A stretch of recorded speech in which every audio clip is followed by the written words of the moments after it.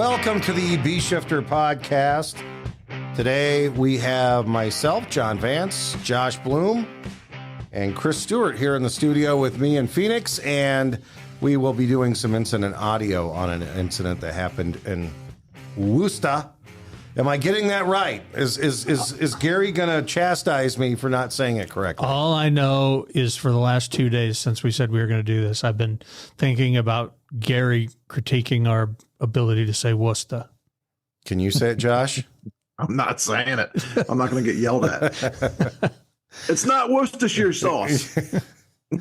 Well, I probably there's a lot of things I don't say correctly, so I'm sure he'll get us. Yeah, but anyway, add this to the list. On this incident in Worcester, which we'll get to in a second, we've got a lot of great things going on right now with Bee Shifter and Blue Card. If you are not getting the Bee Shifter buck slip, make sure to check the show notes wherever you're getting this and subscribe.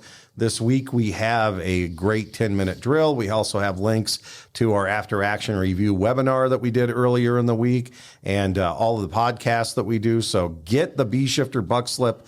It goes to your mailbox every single week on Tuesdays. And if you are subscribing to it and you don't see it, check your spam folders because Outlook just changed everything that they did as far as the way that it helps you try to sort your mail. And a lot of our folks are getting the mail sorted right into junk since it's sent out to about 30,000 people every week. So check that. If you're not subscribed already, please subscribe. We also have some other events coming up. Of course, the Blue Card Hazard Zone Conference coming to the Sharonville Convention Center. And this year, we've got a great lineup along with some other workshops, including the Mayday Management Workshop. We're doing a CERT lab there, Strategic Decision Making Workshop. And also we have the Safety Workshop that is going to do a train the trainer. And do the folks get the prop, or how does that whole thing work with the Safety Workshop? Because I know there's some hardware involved in that. Yeah, so if they come to the class at the conference, the 2-day workshop, they'll get all the classroom parts and pieces, and then they have the option to buy the prop at a much reduced price because, we're going to, if we train several people there at the conference, then really it's going to, on the other side of it, we're not sending instructors to their fire department. So, they have the option to get the prop. So they get the 2-day workshop, the classroom part. And then, John, we're also doing that expanded command workshop also that we've got quite a few people, I think, signed up for it actually already. So from engine one all the way to, supporting the IC and the command vehicle, senior advisor, and actually taking it a step further than that. So Tim Schaubel and Kevin Alexander putting that together. Like, what does that look like when it goes beyond that 5, 6, 7, 8 hours, and you start to reach out further to grow in the system and maybe even connected it back to an EOC type of an event. So, and we talk a lot of times in our Train the Trainers and other classes how we can go from engine one to a pretty big command team all the way to a type 3 incident and beyond. So that this will help get you there, and those guys will deliver a great class for that. Go to bshifter.com to sign up and get all the information. And, we will probably run out of seats. So do it sooner than later and get locked into the Blue Card Hazard Zone Conference coming back to the Sharonville Convention Center September 30th of this year. Pre-conference and then the general conference October 2nd and 3rd. The Mayday Workshop, John, the Mayday Workshop is already it might be halfway full already, I think. So we had 100 people last year, and we're cutting it off this year to just have probably going to cut it off at 50. And I think we have about half those seats, already spoken for. So we're going to keep it smaller just so that we can keep it connected a little bit better. Keep it personal for people as well. So. Yeah, we're looking forward to it. This year was fantastic, and I think this coming year is going to be even better. So, great. Anything else you want to add today before we get into the meat of the podcast? No, you said it about the Microsoft update. I think between that update and the Apple update and all the updates that the buck slip today it ended up buried. I had to go looking for it. So usually it pops right up in my email, and I could not when you sent that to me to look at it earlier, I was like, I didn't get it, and I had to go looking for it. So that's definitely something for people to pay attention to. That if you find it, make it something that you want to accept into your system, so you're not missing it every week. Yeah, information. I think with this new system that they have on here, the new whatever you call, to go through. There's a primary, and then there's a transactions, updates, and then promotion. It might either be in junk or promotion. So those will be the two places to check it out to see if you've got it. But please do check it. All right, today's audio. What are we going to listen to, Josh? What do you know about this incident? Yeah, so it's the Worcester Fire Department. They started engaging in blue card really and pretty recently, really. And Gary Fleischer has been a key part, I think, of them rolling it out and pushing it out, and staying connected with us as far as what are we really going to do with this, and what does it look like. And if you listen to that fire department 4 years ago and you listen to it today, it sounds like a totally different fire department, how well organized and managed that it is. So I spent a very cold winter in Massachusetts there at that fire department, doing some back-to-back training the trainers with them, and some other training as they were rolling the program out. And if you haven't been there, you don't know much about it. It's metro type of population, and then their staffing model is very dense, I think you would say also. So a lot of stations that are double stacked up with apparatus, and they can put a lot of boots on the ground in a very short period of time. And part of that is, I think, the population driven, and then the density of there's 3- and 4-story wood frame buildings that are sometimes right next to each other, and if they don't get on top of it, they'll burn down a city block. So we all know they've always been a really good fire department, and they've engaged with blue card, and they've engaged with doing more and more with the fire science, and I don't know, there's like 25 things that they've done really in like the last 5 or 6 years that I think has pushed their organization to the next level. And I think we'll hear it here in this audio of how well they're doing, and how everybody's on the same page, very organized. People are making decisions. Everybody's in one incident action plan, from the first arriving IC to the strategic incident commander to companies being professional on the radio and really communicating what needs to be communicated, and not communicating stuff that doesn't need to be communicated. And we all know that there's some urgency there, and those of us that have spent some time there know that when you see them go to work, there's no grass growing underneath their feet, but you sure can't tell that on the radio. I mean, it's almost like they're sitting in a classroom, because they have a system. They're very comfortable and competent with it, and confident with it. And I think they've rolled out some very clear and defined expectations. So, Chris, I know you've spent some time, talking to their chiefs about, 1700 and some other things. You got anything to throw into that before we listen to this audio? Yeah, I got to say, just organizationally, they are a fantastic example of leadership evaluating where they are and what they're doing. They don't lack experience. They don't lack resources. They don't lack a willingness to do hard stuff on the fire ground. They are very comfortable in that environment. But they took what they were doing, 4 or 5 years ago, and said, all right, how can we do this better? And I identified a whole set of things, and they have been applying it slowly, surely, consistently. And it's showing not only in their standard that they've set, but also how they're training. Because then when you listen to incidents like this fire, this is as legit of a residential fire as we get.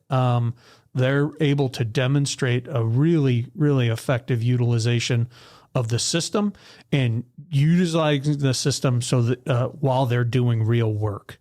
This is not them just sounding good on the radio and then, action not actually happening on the fire ground. They sound good. That's because they're actually doing good things and they're making good decisions.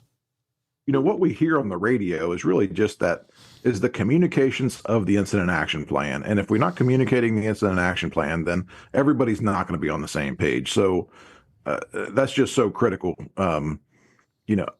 I agree 100% with everybody out there who says you can't talk the fire out. Absolutely, you cannot do it.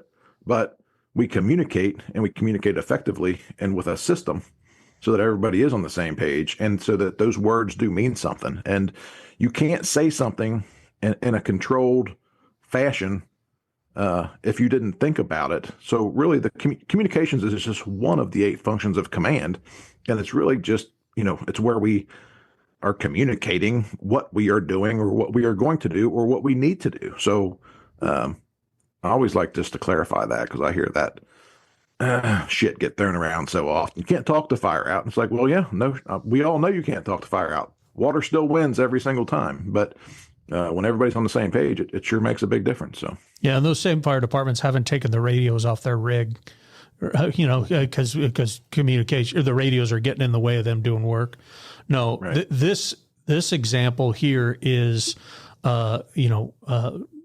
like one of the really, really good examples that I think we need to highlight in good work. And kind of to your point, Josh, I've never, ever heard screaming on the radio and then have a very calm fire ground, like a calm professional fire ground. Those two things don't happen simultaneously. So when you hear calm professional communication, you have a high likelihood that that's actually being operationalized in the work that they're doing in the hazard zone. National Company, stand by for the port structure fire 1515, Marinook Road, box to follow. National Company, striking box 11-09, West Mountain Street and Mara Vista Road for the reported structure fire at 1515, Marinook Road. Response is engine 11, engine 8, engine 3, engine 1616, ladder 6, latitude of rescue, car 3, ladder 1, you're the RIT. Again, striking box 11-09, West Mountain Street, Mara Vista Road for reported structure fire 1515, Marinook Road. Response is engine 11, engine 8, engine 3, engine 16, ladder 6, latitude the rescue, car 3, ladder 1, you're the RIT. 5 ground channels, A Alpha, timeout, 1550. Fire alarm, safety has the box. Fire alarm has that. Car 3 to fire alarm. We'll take the update for the structure fire. It's 1515 Marinook Road. Multiple calls to the fire started in the basement here, possibly by a candle. Everyone is out of the building. Receive. Engine 11 to fire alarm. National radio report. Fire alarm. We have a one-story split ranch, heavy fire, Alpha Bravo corner.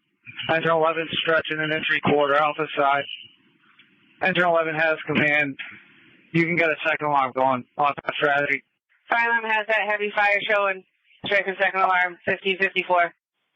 Ladder 6 is split wood. Command 2, ladder 6.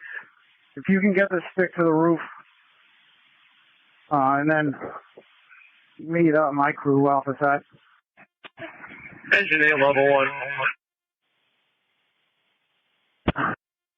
Command to fire alarm with Apollo. 360 complete. No unusual hazards from the rear. Spoke to the residents. They said everybody's out of the building. We're doing transitional attack Alpha side. Knocking down the fire. We'll be making entry Alpha side in a moment. Engine 8, level 1. Command 2, engine 8. Get us a hydrant, please. 16 is level 1. Engine 3 is level 1. Command 2, 16. Grab a second line off engine 11. You guys will be going 4-1. We still have heavy fire in this corner here. We're still knocking it down from the outside. 16 has that line off engine 11, floor 1, fire control. 11 pump to 11, we're at half tank. We have that. Ladder 2 is level 1. Command 2, ladder 2, on deck Alpha. Ladder 2 has that. Engine 3 is level 1. On deck Alpha, engine 3. 11 pump to 11, a quarter tank. Receive. Command 2, Engine 8, how's it look on that hydrant? Stand by, we grabbed it now. Receive. Car 3 to fire alarm. Car 3 is on scene. 1558. 11 pump, ready for water. Car 3 to command for a command transfer. Command 3. LT, I have you doing a transitional attack from the Alpha side. Engine 8's getting you a hydrant. Engine 16's taking a line off your truck to make entry to the first floor. And ladder 2 is on deck, Alpha side. If that's correct, confirm and give me a can. That's correct. We're about to transition interior. We're going to be going in through the door through the garage. Okay, receive. And this looks like a 2-story? Yes, it's a ranch. 11 pump to 11, we're on the water. Car 3 to fire alarm. Ladder 6 to command, we got the ladder set up. Car 3 is assuming command. We're going to remain offense to hold the second alignment. 1559. Command 2, engine 11. 11 answering. Yeah, you still have heavy fire, Alpha Delta corner. Receive, we'll keep at it. Rescue level 1. Command of the rescue on deck, Alpha. Receive. Engine 8, 802 hydrant. 802 entrance, send the water now. You can send it slowly. Command to engine 11. 11 answering. You have fire in the basement and on the first floor. We have that, we're just waiting for water. We have a clear angle on it from the garage doorway here. Still transitional on our end. Ladder 1, level 1. Safety on scene. 11 to 11's pump. Do we have water yet? Just got water. Send it back to you now. Engine 11 to command with a status sheet. Command answering engine 11. Engine 16 wet basement. Engine 11 going 4-1. Now repeat that. Who's in the basement? Engine 16 wet basement to the Alpha side. Engine 11 is at the Alpha side door. Knocking it down at the doorway. We'll be going 4-1. Receive, engine 11, floor 1. Command to car 4. Command to engine 11. 11 answering. Yeah, you want floor number 1? Make an entry now. Engine 6, level 1. 16 to command with a status sheet. Command. And 10 minutes in. receive, still actively fighting the fire. All companies working. Hold the assignment. Receive. 16 on 6. Answering 16. Chief, we got a little bit of sparking in here. Maybe in the rescuing fire power if they can. 16, you're unreadable. Repeat your message. We are having some sparking while flowing water. If possible, rescue to shut off power. Command of the rescue. Rescue 1 to command. Rescue, secure the utilities. Command, the power, we got the main power switch at the garage. It is shut off.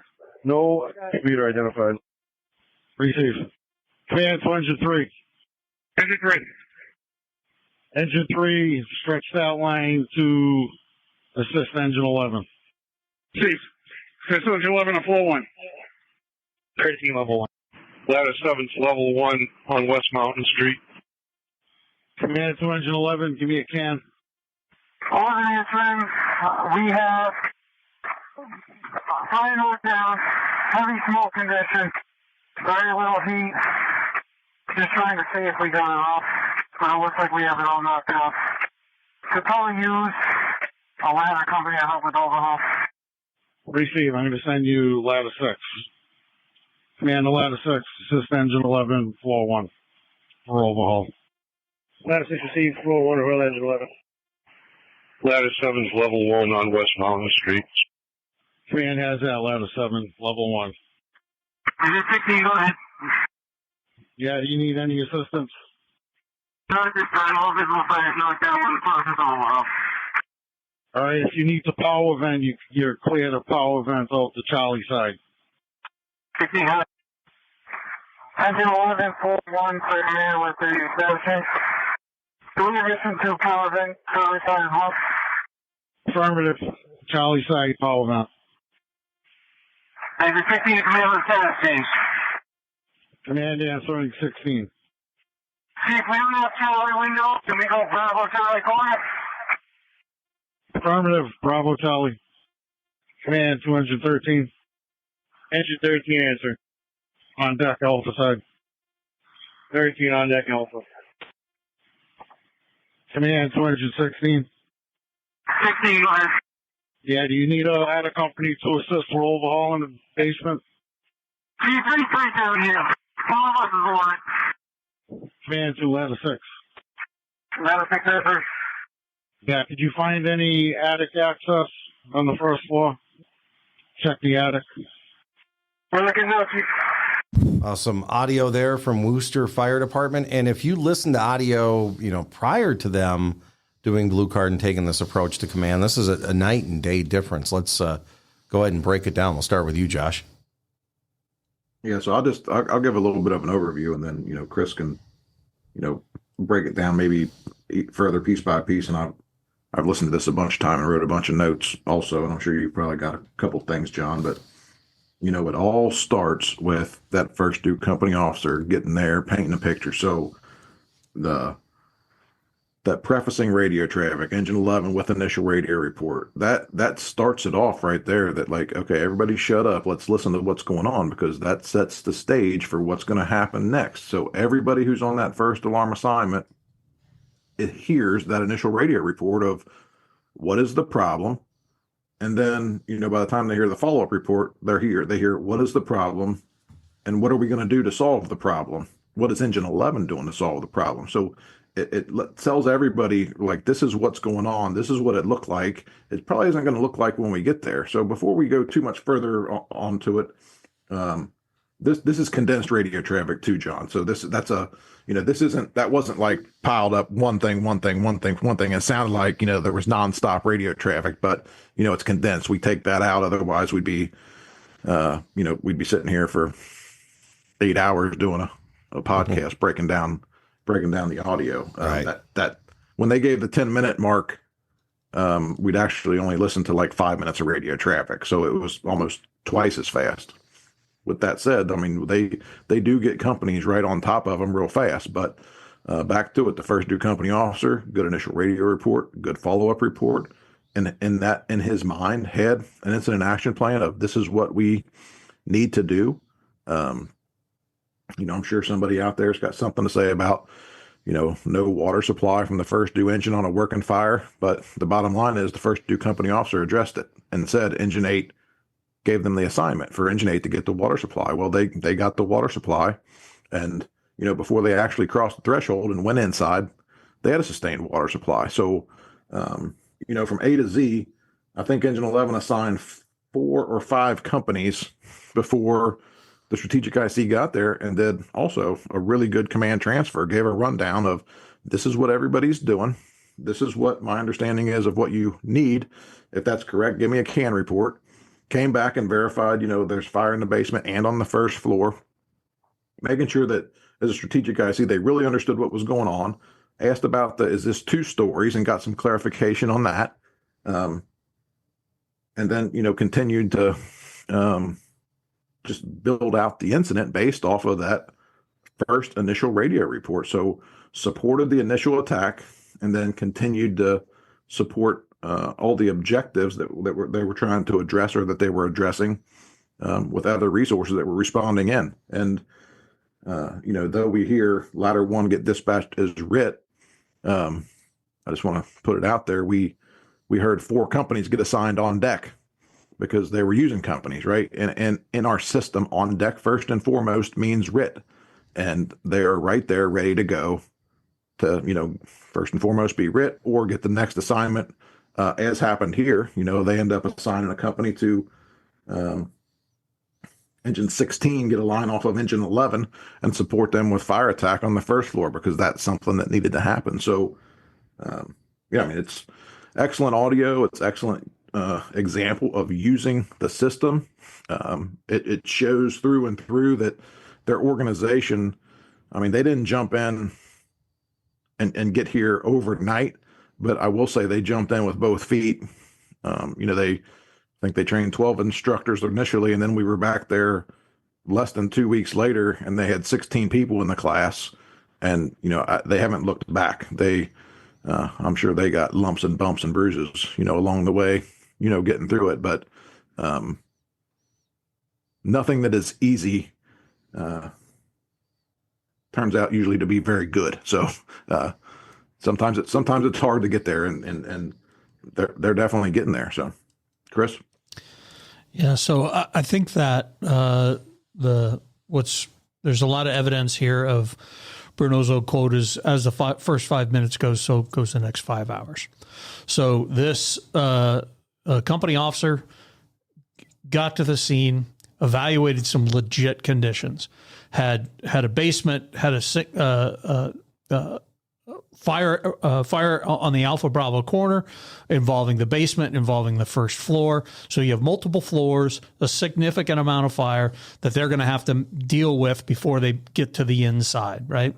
And so he did a fantastic job of not only evaluating what that is, but then taking that and building that into a very clear incident action plan. And he did a fantastic job of communicating that incident action plan through assignments, because it's not as if we're going to stop and pause on the radio and let me recite my incident action plan. That's not the way this works. Is we then start to get the pieces of his incident action plan through his deployment of his companies, and where he put his next 3 companies with going to work on the fire ground. He had multiple lines going on the fire. He had a company with a ladder to the roof, and he had companies that then he started layering in on deck.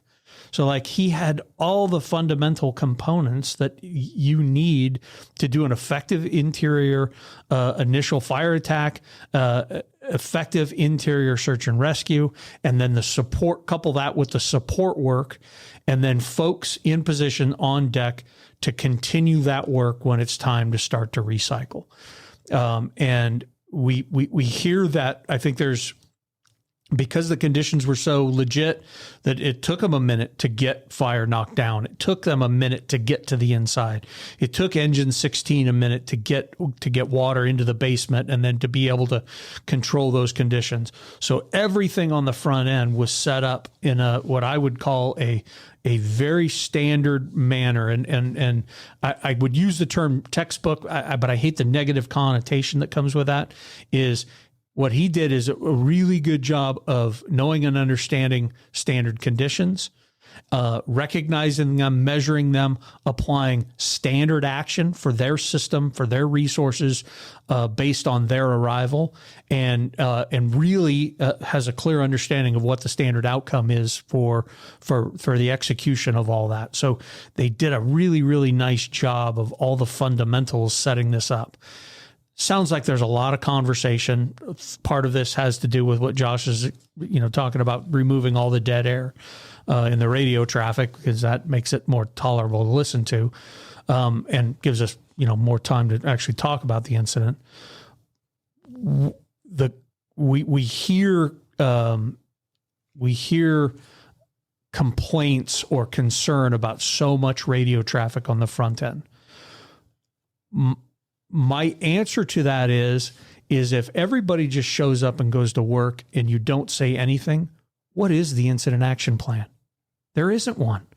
Nobody ever well, maybe there is. Maybe there's an incident action plan for the same number of companies that there are on scene. So if there's 5 companies, there's 5 incident action plans. That is not an effective system. What they did was take control of it, develop a plan, assign companies to that plan, that then it's actually measurable to see, are things working the way we want them to, or aren't they? And then what help are they going to need? And then when are we reaching benchmarks that are important to us here? And that's fire control and all clear. And then ultimately, property loss stopped. But those first 2 of fire control and an all clear being the most important.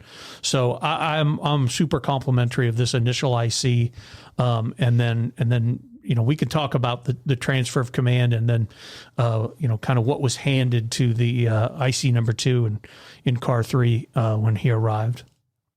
Yeah, I think we can move right to that command transfer piece. So, he followed the process, right? So car 3's on the scene. It let everybody there know, okay, car 3 is here. And if you're all in the same system, you know what's coming next.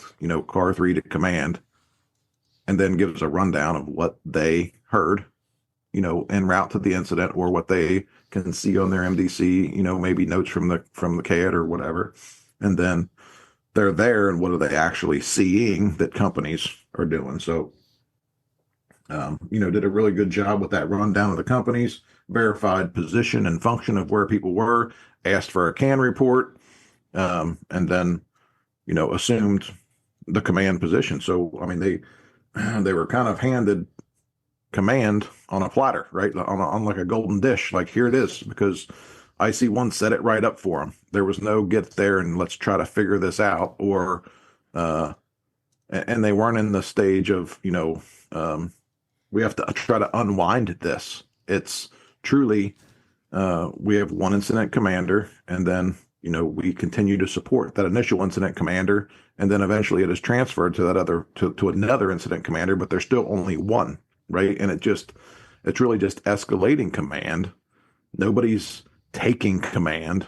Quite frankly, nobody's really even assuming command. It's a true transfer of who's in charge, but the transfer includes every bit of information from the start of the incident all the way up until the command transfer piece happened. So IC2 had all the information that IC1 had, from the get-go.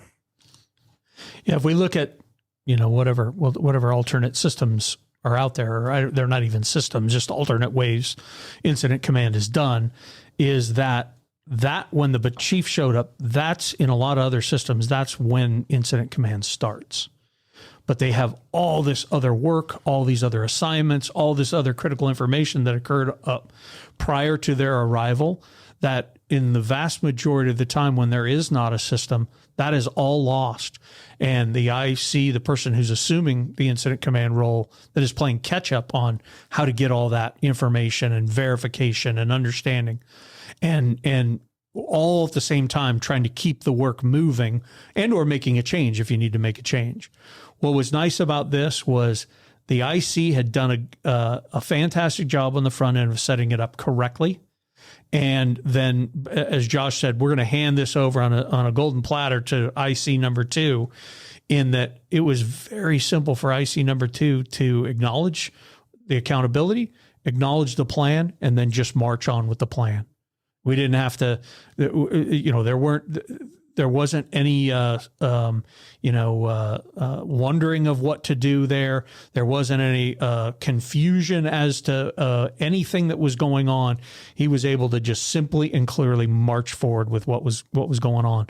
And he picked up with the communication of, hey, I think it was engine 11 is no longer has water. Hey, engine 8, without even missing a beat, you're getting them water, right? They need water. And then moving on with, hey, you've got fire in the basement. You've got fire on the first floor. Everybody's in position to do their thing. He's making sure that everybody knows and understands those conditions, and they're reporting back information that is of value, not just nonsensical. I'm going to talk to you and I'm going to narrate what it is that we're doing. They don't have that going on, which is a really, really good thing here.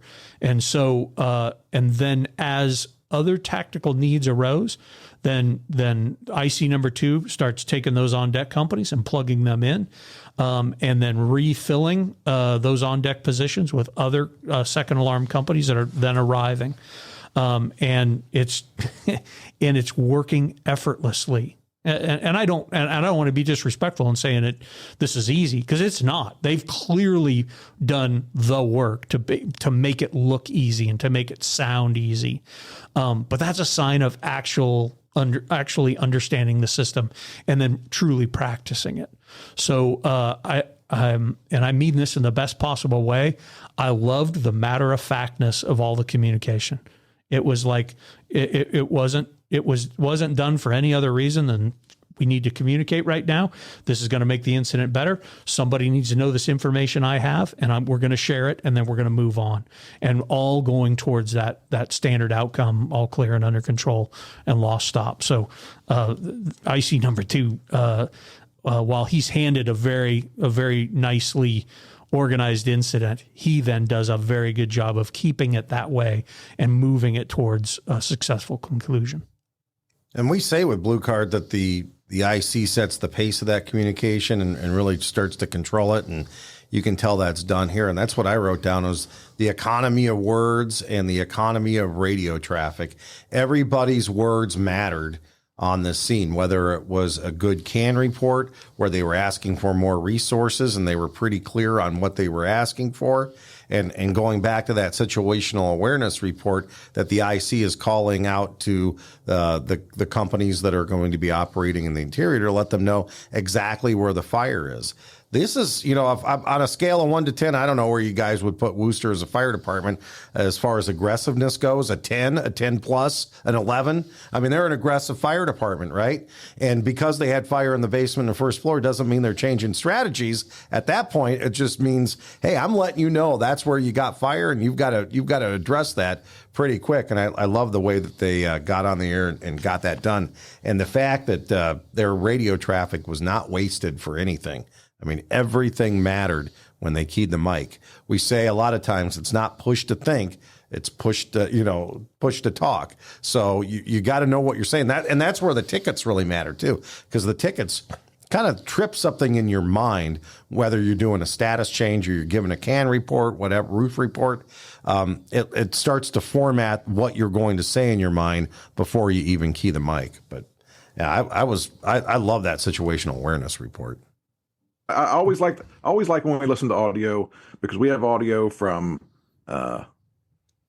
Southern California all the way to Massachusetts to, Georgia, Florida, Ohio, Georgia, Minnesota, Indiana, Washington. I mean, everywhere, right? And it's like you could have taken Engine 11's officer and put him on an engine in Cobb County, and it would be flawless. And you could have taken that battalion chief and plugged them in, and anybody who's using the same system, and it would have been flawless. They're using a standard system, right? And we talk about the whole paramedic thing. You take a paramedic from Massachusetts and a paramedic from California, and their cardiac arrest, they're gonna pretty much so line right up, and gears are gonna mesh, and they're gonna figure it out. And the fire service typically has not been that way. We have our own way. We're a special fire department. And it's like, when we hear this from 4,000 plus fire departments that are using the system, it's tried and true and proven that every single day it's being used, and that they all sound the same, and they sound the same not because somebody's pulling a string and saying this is what you need to say. It's because they're thinking the same. They're all using the same system, the strategic decision-making model, the communication system, the tickets to get on the radio. It comes back to, we beat it up, I know, the system piece. So the question always is or the statement is, we better be doing everything right when something goes wrong. So I listened to this incident, and what are the two most critical communications that could have happened at this incident? They didn't, but what could have happened is, the first one is prior to traffic, we've got a victim. Were they in position to effectively locate, remove, and take care of that victim? Absolutely. They had a system built to be able to do that. And then maybe the more critical communication that they were ready for was Mayday, Mayday, Mayday. And so did they have a system that was built ready to respond to the Mayday, as we've defined with the help order, with companies on the inside being supported by companies on the outside to be able to do that? Yeah, I can't think of a better example of doing things right from a systematic standpoint prior to that. And like you said, Josh, rarely do we hear any fire department that we engage in or engage with that They're anything but an aggressive fire department. I've never had anybody tell us in a class, well, we really are a passive fire department. Mm-hmm. We tend to sit back and wait, let other people do the hard work for us. Never heard that, right? I know that Worcester walks the walk, right? And take pride in the way they do their work. So this is a fantastic balance and demonstration of how an effective incident command system benefits the work and the work that it actually takes to achieve the tactical objectives. And it's clear that they took it serious, or they take this serious, and that they take the incident command part serious and have been working and exercising and all the hard stuff that, you don't never see on the outside, but the true effort that it takes on the inside to actually get that done, and a commitment to one another. And man, that's cool. That's what the fire service should be striving for. And I think their leadership is a big reason that it's that way. All right. We want to thank the Worcester Fire Department for giving us that audio to share with everybody. And Gary Fleischer, you can email me if I'm not saying that. Our apologies, Gary. Yeah, I'm sure we didn't. Hey, let's do a timeless tactical truth.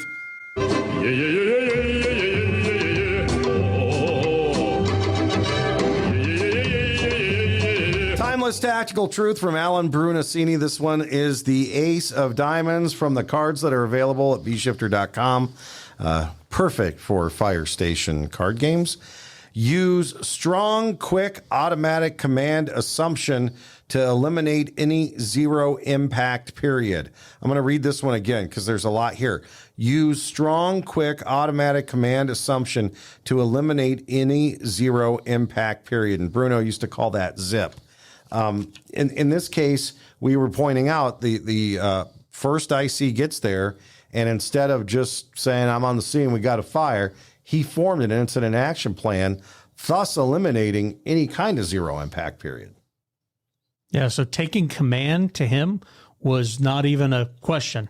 No, our system, we're going to start the incident command process from the very beginning, take control of the organization, take control of the communication, take control of the deployment of the resources, and the execution of the plan. It's like, it's again, textbook to the way it was designed and the why the incident command system was designed, and it was designed to do real work. So we're connecting that command system to effective plan and communication to effective outcome based on the work.